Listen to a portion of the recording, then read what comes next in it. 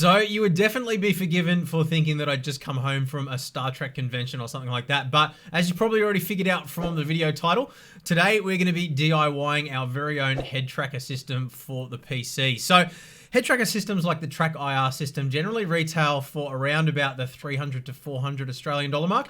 I built this for under about 20, 30 bucks, depending on where you buy parts from and what's available in your area. So we're going to be building the head tracker module itself using a couple of IR LEDs, as well as a PlayStation Eye camera. Now I happen to have this one laying around, but you can pick one of these up on eBay for around about 30, 40 Australian dollars. Parts for the headset cost me, I don't know, probably maybe $5. Now you will either need to own or have access to a 3D printer for today's guide as well. It's assuming that you can 3D print the module here. And I will link to all the individual components that we've used, as well as the STL files for 3D printing. Everything that you're going to need in the description below, as well as the software. So we'll run you through the hardware side first, then we'll show you all the software setup, and then finally we'll jump into the sim and take it for a drive as well. So let's get going. So we're starting off with a 3D printed frame, which I discovered on Thingiverse. I'll link in the description below for you guys. A battery compartment as well for 2 AAAs, some kit wiring as well, a packet of half-watt resistors, and I'll share the values on those in a moment, and some infrared LEDs as well. We're also going to be using a PlayStation Eye camera. So the LEDs are simply going to slot into each of the 3 positions. We're going to wire them all together in parallel, and then wire them up to the battery pack. So very simple circuit here. There's really not a whole lot of stuff that's required here. So we're going to measure the length of each individual wire.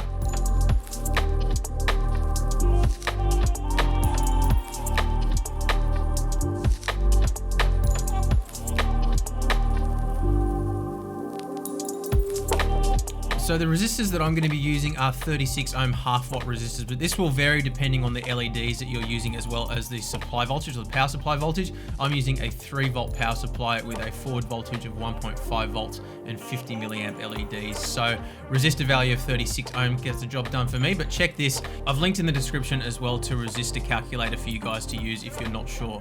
So we have an anode and a cathode. The anode side, which is the longer leg, is a positive. So the positive wire is going to go to that side. The shorter leg will be your negative. It doesn't matter which side you put the resistor on. I just tend to go with the positive side, but that's just a force of habit. It really makes no difference. But the polarity is important here. So you want to make sure you take note of which leg's the positive leg, the longer one, and make sure you wire your positive lead to the longer leg.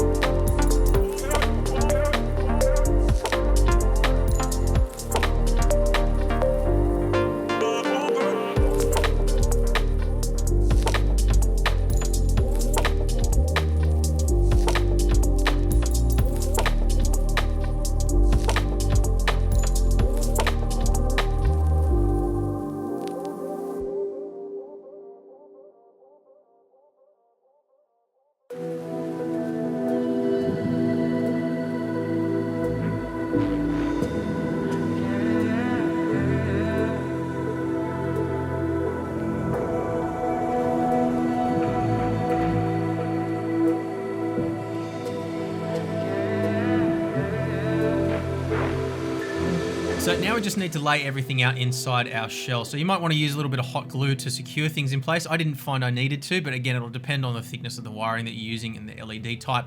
So now we need to wire up our battery pack. So this has already got fly leads on it. So all we're going to be doing is just grouping together our positives and negatives and connecting those up to the positive and negative lead on our battery pack. Baby, I can see it, but I don't believe it. Now you'll notice here as well, I've offset the positive and negative connections here. This is simply so that if there ever was a short, if the heat shrink were to fail or something like that, they're less likely to touch each other and short out. I need it.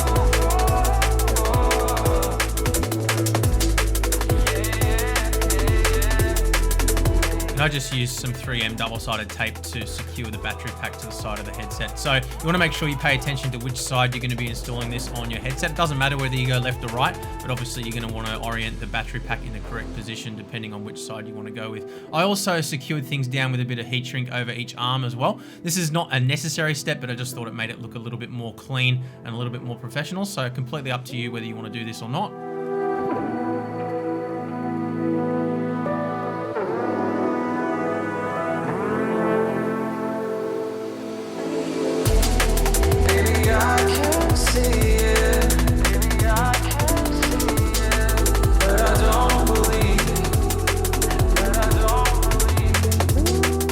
And that is the headset made. So now on to the PlayStation Eye camera. This is by far the more tricky part of this DIY. So we're going to start off by popping off the 4 little rubber caps which cover the screws. So these come off pretty easily. They're just stuck in place with some double-sided adhesive.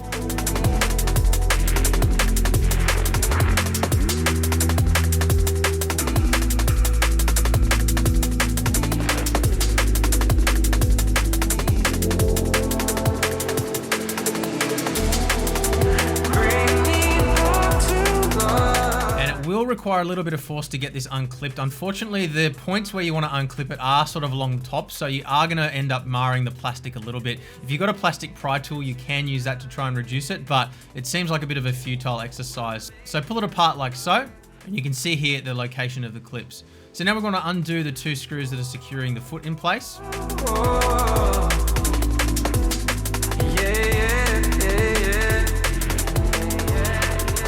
And the 4 screws that are securing the PCB to the housing.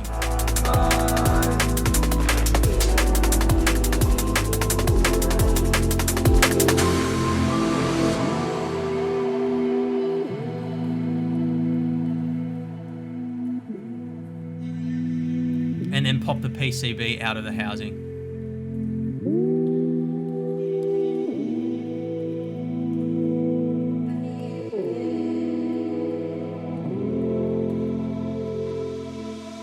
So we can see now the 2 screws that are securing the lens to the CCD. So we're going to need to undo those as well. These are a slightly different size screw, so make sure you take note of that as well.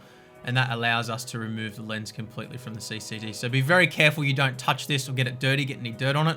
Make sure you keep it protected while you're not using it. And now we move on to the trickiest part of this DIY. So we need to remove the infrared filter. Now there's 2 different types of these cameras that are available. And I've found a couple of varying instructions depending on the style of camera that you have. And I'll link to those in the description below. But what I did was I just removed the entire assembly from the back using a piece of hot metal. So I managed to find a piece of metal that was exactly the right circumference.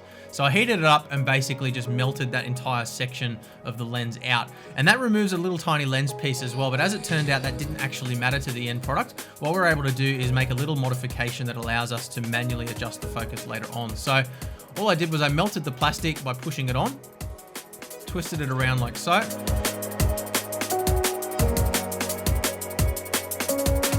Take your time with this. You want to be really careful because obviously if you push down too far or twist things around, you'll damage your lens and then it's game over. You've got to buy another one. So you can see how the plastic's melting there. Have one more go at it as well.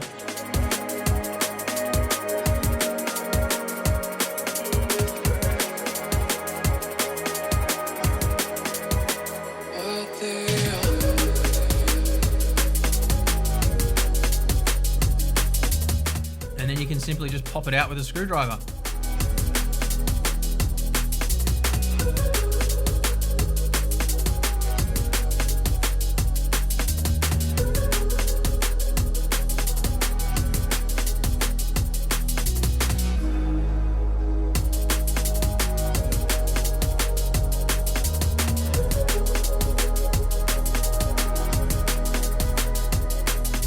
So we're going to use the little rubber pads that we removed in the first step of the disassembly as little spacers to space the lens out a little bit from the CCD chip. Now we also need some sort of visible light blocker as well to only allow the infrared light to come through. So magnetic tape or an old floppy disk works perfectly for this. I managed to steal one of my wife's old gymnastics competitions VHS tapes that we had laying around, so I just used that. But any cassette tape will do. So you want to push the little button in, flip the top, and just cut off a strip. Doesn't need to be more than about 1 inch long, just long enough so that you can hold it on one end without getting fingerprints on the other.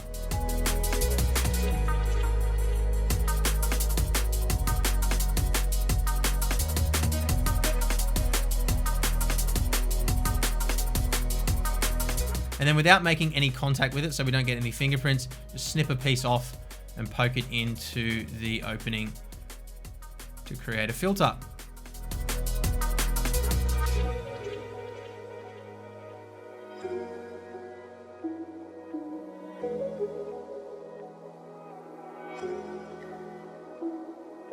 So I'm going to show you the entire reassembly here, but what I would suggest is leave the rear cover off the assembly for now, simply because what you'll need to do is potentially adjust these screws that I'm tightening now to adjust the focus of the lens a little bit later on. The reason why we use those little squishy pads underneath is because that actually allows a little bit of adjustment there to get our focus exactly right. So leave the rear cover off for now, just reassemble the front half, and then we can pop the rear cover on later once we've got everything adjusted in the software.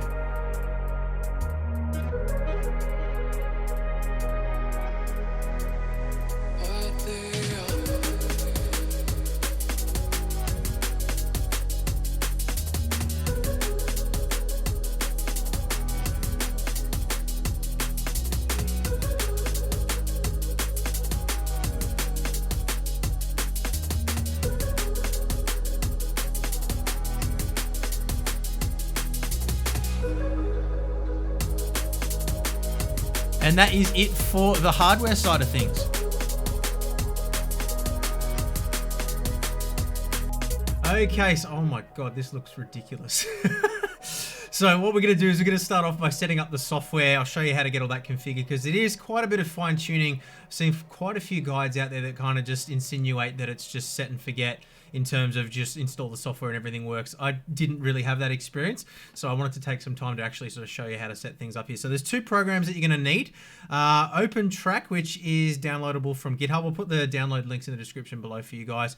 You don't need me to show you how to install a program by now, but you want to install OpenTrack as well as CLI driver, which is the driver for the PS3 Eye software. That does cost $295 US, but it's well worth it. It gets the job done, and yeah, nice and simple. So get both of those installed, and then what you're going to want to do is open up the OpenTrack software. So double click on that guy, and you'll see here it says tracking not started. Now it's a very kind of crude looking piece of software. It's it doesn't look really polished, but it does get the job done. So what we're going to do is we're going to start off by clicking on start here. Now I've already configured everything, but I'll take you through all the settings here to get things going yourself. So we're going to click on start, and you'll see there's a blank screen there at the moment, which is the view from the PlayStation Eye camera with its newly acquired infrared filter or visible light blocker.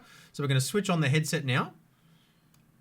And there you go. You can see my 3 dots, and as I move my head around, those 3 dots move around. So what it does is it triangulates your head position based off the relative position of those 3 dots as you move around in space. But there is a little bit of fine tuning that we need to do here. So this will come down to personal preference and your own sort of ambient lighting conditions. So don't just copy exactly what I've put in my own settings here. So we're going to click on the little hammer here first. And these are the settings for our PlayStation Eye camera. So 640 by 480 is the resolution. We're going to set our FPS to 120 Hertz. What I find is it tends to cap out at about 75 Hertz. You can see down here at the moment we're getting somewhere around sort of 50 to 75 Hertz at 640 by 480. Then we want to set our diagonal field of view to 75 degrees if we're on the blue setting on the camera, or 54 degrees if we're on the red setting on the camera. So it's got that adjustable lens for field of view. So I have it on the wider field of view here, but basically what you want to do is you want to make sure that you've got your 3 dots within the sort of scope of the field of view there. And then the next thing we're going to need to do is open up the camera settings. So we click on open. And now again, this is going to depend on your own sort of ambient conditions, whether you have any other infrared sources nearby or any bright light sources. The magnetic strip that we put inside the camera does seem to do a pretty good job of blocking everything but infrared light. But just in case, you might need to tweak things around a little bit here. But generally speaking, what you want to do is crank your white balance for red, green, and blue all the way to the maximum. Disable auto for all 3. Crank your exposure all the way to the right. Move your gain all the way to the left. Now, I had to turn it up just a little bit. You'll see when I turn it down here, the dots tend to disappear a little bit. As we crank it up, you can see now we're getting all this crazy erratic data from all these other little data points that it's picking up. So crank it down until it gets to the point where all you're getting is just your own light source. And when you turn your head, it doesn't completely disappear. You can see with these LEDs, they are quite directional. So as you turn your head, they will sort of disappear out of the shot, as you can see there. So crank it down to about there. Something like that should be good. Click apply, then click OK. Then we're going to disable the automatic threshold setting here. So click that off so there's no tick. And then what you'll see is as we drag this, the circles get bigger or smaller. So the idea is to try and have these circles as tight as you can around the headset. But you'll see as I turn my head, they actually disappear. It stops tracking. And what that'll mean is as I turn my head, it'll lose tracking and it'll jump off into space somewhere. So for me, I needed to crank this up a little bit just to the point where if I turn my head, you can see it's not losing the tracking. So a little bit more there. Yep, there we go. And as far as I turn my head, as far as I can see, at least I'm sort of having to squint to see there. But as far as we go around there, we're not losing tracking, and we're not losing tracking in this direction either. So nice and tight. Now, if you're finding that there's a big blur or anything, remember before we looked at the little pads that we put in underneath the lens as a spacer. If you're finding that everything's out of focus here, what you can do is you can tighten those little screws. Unfortunately, it will mean you'll need to pop the cover off again if you've put that back on, which is why I suggested to leave the cover off for the initial part of this setup. So what you can do is you can adjust those screws a little bit. If you tighten them down a little bit more or loosen them off a little bit, you should be able to bring that focus into perfect spec. So you can see here, my LEDs are pretty much showing up in perfect focus. And then we need to click on the model tab here. We need to adjust a few things depending on the 3D model you've used. If you use the same one that I used, you need to change that top number here from 30 millimeters, which is what it is by default, down to 25. No other adjustments necessary here. Then we need to do a model position calibration. So click on start and just kind of move your head around a little bit. Don't slide from side to side, just sort of go around like this. Feel really intelligent doing this. Hit stop. And this should give relative positions for our X, Y, and Z axis. Now, the reason why this is important is because the device itself is offset from our point of movement or our neck. So you can see here my offset from the headset to the center line or to my nose is about 130 millimeters. Seems to do a pretty good job here. I did actually physically measure it and it was about 130 millimeters. So it's pretty much spot on there. And then once we're happy, click OK. So with that done, the rest of the settings really just come down to personal preference. So you can make a couple of tweaks to the output and the filter settings if you wish to. There's a few things that you can do here depending on different games, but I won't go into all of that now because it really is sort of trial and error. There's some really good guides online as well, written guides, and I'll link to the best one that I found online for you guys as well in the description for you. Filter settings here, we can set our smoothing and dead zone as well. For driving, I found I didn't really want to have any dead zone whatsoever. For first-person shooters, you might want to have a little bit more of a dead zone just so you're not getting all the little tiny shakes and stuff like that. So click OK on that. And then we're going to go into mapping. So this is where we're going to do the bulk of our fine tuning. So I found I did need to sort of tweak these settings depending on exactly what I was doing. But for sim racing specifically, set your maximum input for yaw to 180 degrees. So normally this would just be a straight linear graph that would go up on a diagonal straight across. But what I've done is I put a little dot in here. So what you need to do is just click somewhere in the screen. Anywhere, it doesn't matter. You can add a new dot as well if you want to. We'll delete that one because we don't want it.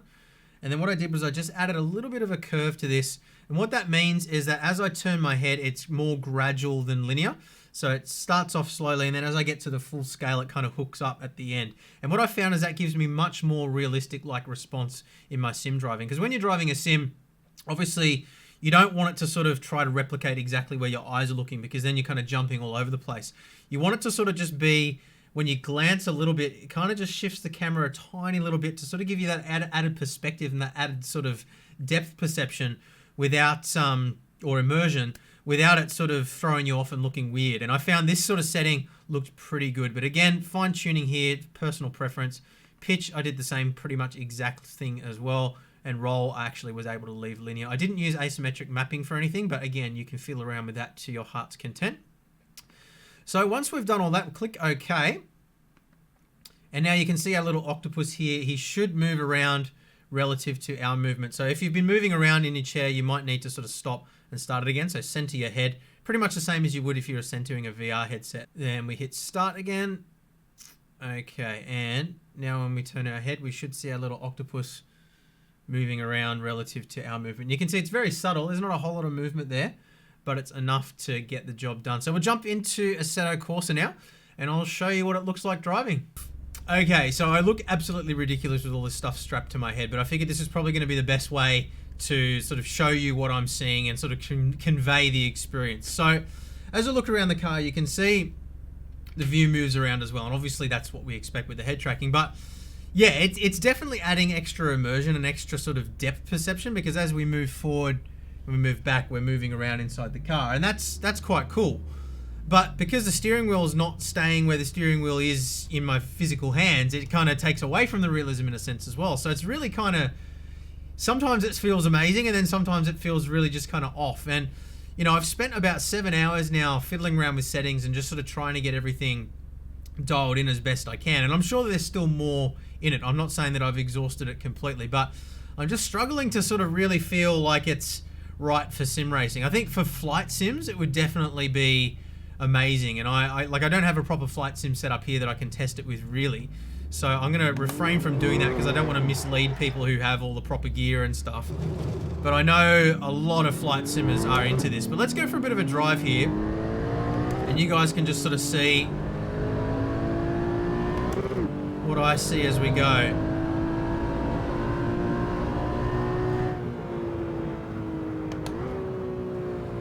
So, yeah, I mean, it definitely does add an extra level of immersion. There's no question about that. Like, I'm definitely sort of getting that extra depth perception. It's funny because it's not, it looks almost like VR, but because it's not stereoscopic, it doesn't have that same immersion level that you get with VR. So I'm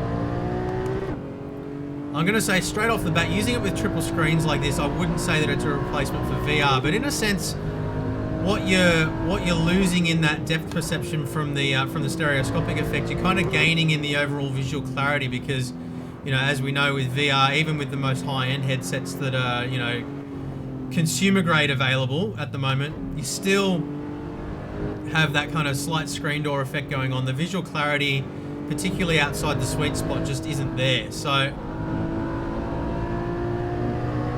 yeah, I don't know, like, when you kind of get into it and you get absorbed into it, it looks amazing and it does feel quite natural.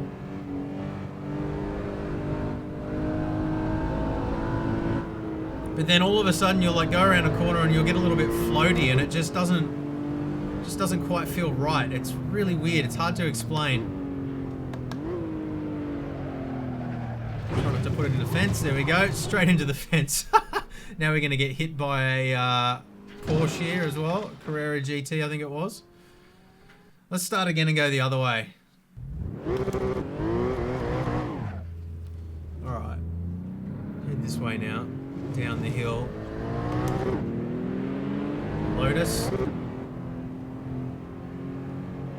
But yeah, the trick is you want to sort of have it so that it's not, you know, you don't want it to be turning in the game as much as you're actually turning your head. You want it to sort of be around 20 to 30% rotation from what I can gather seems to be about the sweet spot. So that as you sort of glance, you sort of look down towards that area, but it feels kind of natural. You can still look around the car with your eyes. And it's not completely thrown out of whack, but it does still feel weird having the steering wheel move around in the game, but not in your hands. Like it just, something about it just doesn't feel quite right.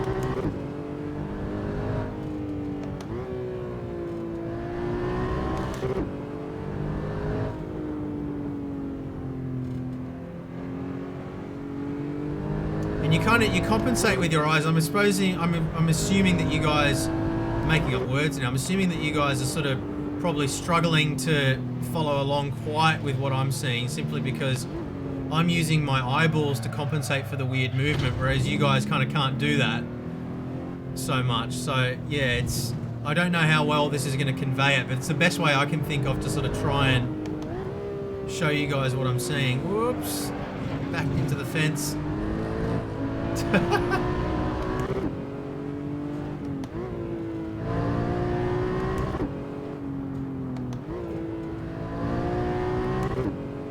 Yeah, it's throwing me right off. Like I feel like I have to learn to drive again as well. Like it's really weird. But then it has moments where it feels really natural. So I don't know. It's not like I've just put this on. Normally when I do review videos and stuff, I try to convey that first experience. But because this has needed so much tweaking to sort of get anywhere close to what resembles something that I would use or consider using for an actual race or something like that, I kind of skipped over that first impression because it really just wasn't great. But yeah, even after so much time trying to tweak it, I'm not 100% sold for sim racing. I think if I can try to get my hands on some flight sim stuff, try and get a... See, I can't control it. It's just all over the place. It's bizarre. But yeah, if I can get my hands on some proper flight sim stuff, maybe try that out. We'll see how that looks. I might even just give it a try with the triple screens and just using an Xbox controller or something like that in Flight Simulator X or something. I don't know. We'll give it we'll try something, but yeah. I'm not sold on this for sim racing. I'm keen. You guys who have used head tracking for sim racing, let me know what you think in the comments. Is it something that you find adds, or see, I'm really having trouble just negotiating the turns at all because it just jumps all over the place.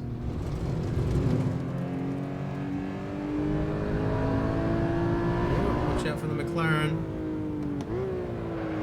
Yeah, like I just can't judge the turns.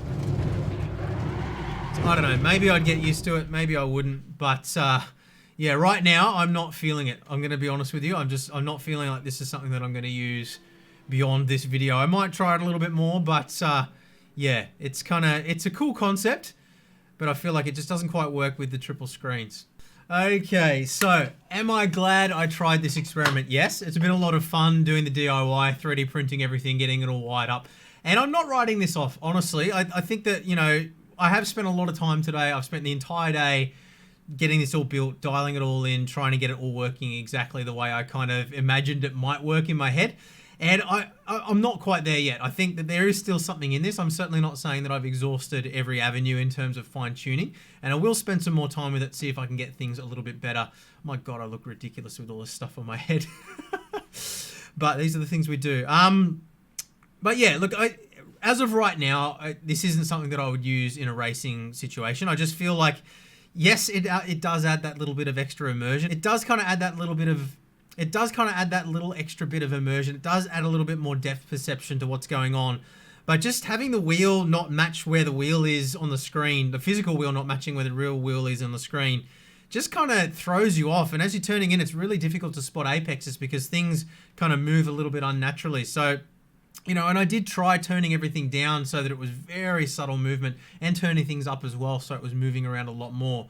And this is where it's sitting right now, is where it sort of seemed the most natural, but it still just doesn't seem quite right to me. And even just running on a single screen, I haven't included it in the video because my takeaway there was pretty much exactly the same as well. Yeah, it allows you to see around you a bit more. It allows you to see your mirrors and stuff like that you might not be able to see if you're running a single screen normally. But yeah, with things moving around the way they do, for sim racing at least, it just makes it really difficult. But I do think for flight simming, it would definitely be awesome. That's something that I think I'll definitely have to try out. So yeah, guys, hopefully you found this little DIY interesting if it's something that you're looking at doing for yourself. And look, don't let me put you off. It is a cheap little experiment and something that's a lot of fun to sort of test out. And, you know, if you do this as well and you manage to find settings that work really beautifully, let me know as well, and I'll come back and give it another try. But hopefully you've enjoyed today's video. I've had a lot of fun making it, even though it didn't exactly turn out the way I might have hoped it would. But yeah, leave a thumbs up if you've enjoyed it. Make sure you're subbed and hit the notification bell too so you don't miss future videos. And I'm going to go get all this gear off my head now, so I'll see you guys later. Bye.